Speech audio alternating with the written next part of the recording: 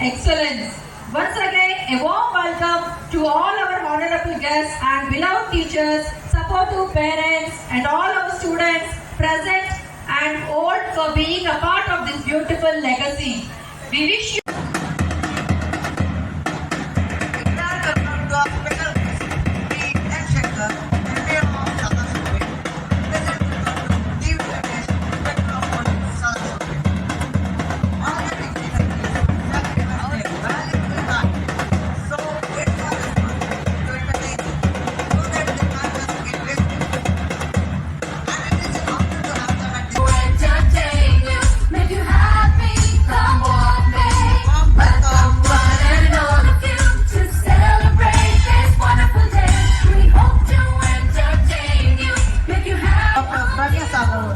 radiation of Baladesh, who is none other than an alumni of our school.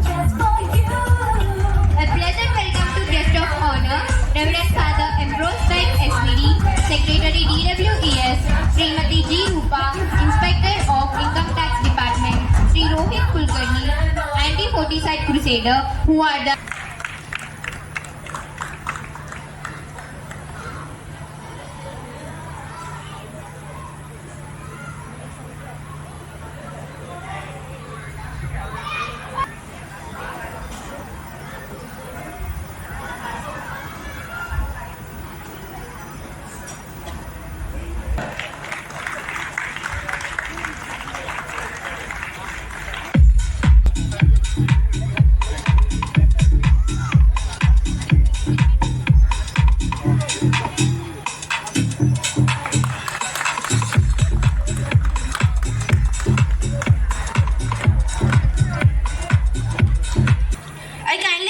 all of you to keep standing as we begin with the prayer. To grace this moment with faith and reflection, all the lights, leading us towards truth, wisdom, and goodness. Prayer. Dear God, thank you for this wonderful day. Bless our dignitaries, parents, friends, and all who gathered here. Guide us in all that we do and make this annual day joyful and To create work of art, all we need is a dot of imagination, sprinkle of dreams, spoonful of hard work.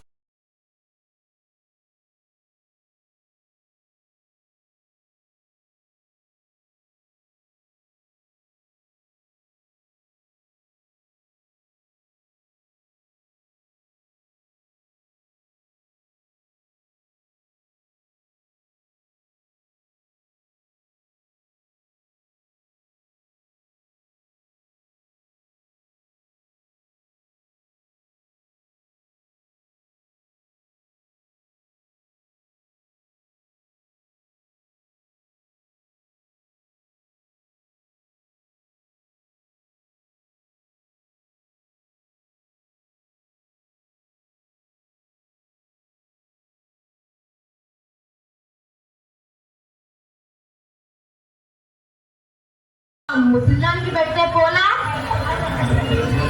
అత్తయ్యా ఓ అత్తయ్యా మీకోసం ఉప్మా చేశాను తినండి. అమ్మా ప్రభా ఇది పాచిపోయిందమ్మా తినలేను. పాచిపోయి సిగ్గు లేకపోతే సరే చిచ్చి పెట్టింది తిను లేదంటే ఒక మూల పడుండు.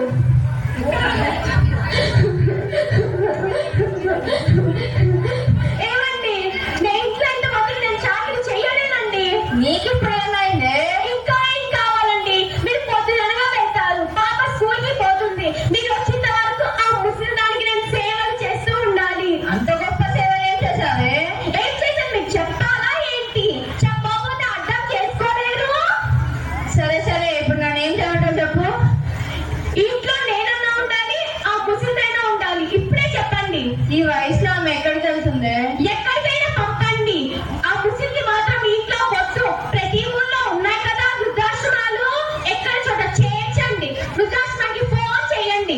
చేస్తానులే, ఇప్పుడే చెయ్యండి. చేస్తున్నా. హలో, ప్రొద్దుటూరు వృద్ధాశ్రమం అండి. ఒక ముసలాలను మీ ఆశ్రమంలో చేర్చాలనుకుంటున్నాను. ఏంటండి? వీళ్ళ మా అమ్మనేనండి. అనాథలు మాత్రమే చేర్చుకుంటారా? సరేనండి. ఏమి అనాథలు మాత్రమే చేసుకుంటారంట. అనాథ అని చెప్పండి, వేరే ఊరికి చేయండి. చేస్తున్నా. హలో, కడప వృద్ధాశ్రమం అండి. ఒక ముసలావిడను మీ ఆశ్రమంలో చేర్చాలనుకుంటున్నా. ఆమెకి ఎవరు లేరండి. రేపు రమ్మంటారా? సరేనండి. ఇవాళే వచ్చినామా చెప్పండి. ఏం చెప్పాలి కూడా చేత కాదు. చిచ్చి.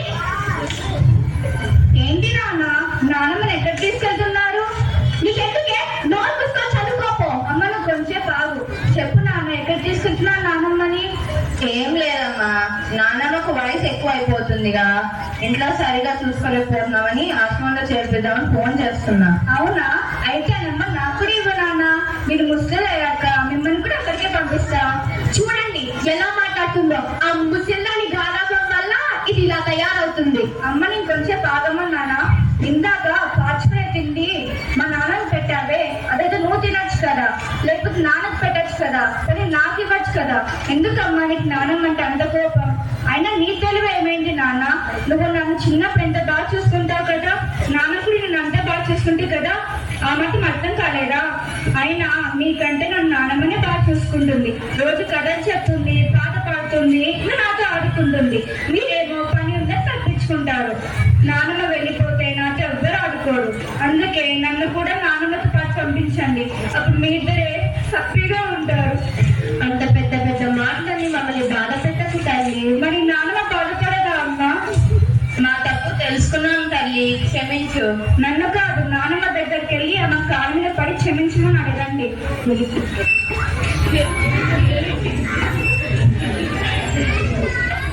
మమ్మల్ని క్షమించమ్మా. నీ విలువ తెలుసుకోలేకపోయాం.